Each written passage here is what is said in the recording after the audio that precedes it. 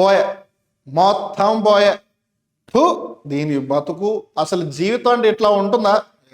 వాడే నియంత్రణ ఆయన ఇంద్రబాబు వాడు అట్టపైకి వెళ్ళిపోతున్నాడు. భారతదేశంలో మీరు ఎక్కడ ఎవరిని చూసినా సరే ప్రతి ముగ్గురులో కనీసం ఇద్దరు ఇలానే బిహేవ్ చేస్తారు. ఆ మిగిలిన ఒకళ్ళం మనమే. ఎంతసేపు వాళ్ళు ఏం చేస్తానో ఆలోచిస్తుంటాం. వెల్, ఇంగ్లీష్లో ఒక సేయింగ్ ఉంది, comparison is the thief of Joy.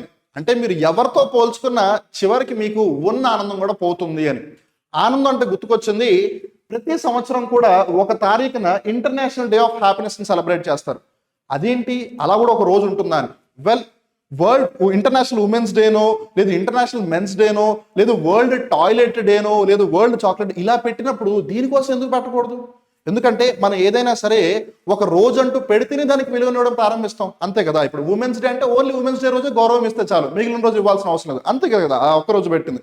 International men's day ఏంటి, ఏదో మిగిలిన రోజులు ఎవరు గుర్తించినట్టు మీరు మమ్మల్ని గుర్తించాలా, మేము ఈ భూమి మీద ఉన్నాము అని అందరికీ చెప్పుకోవాలా? అంటే మిగిలిన రోజులు మనుషులు కదా, పురుషులు కదా.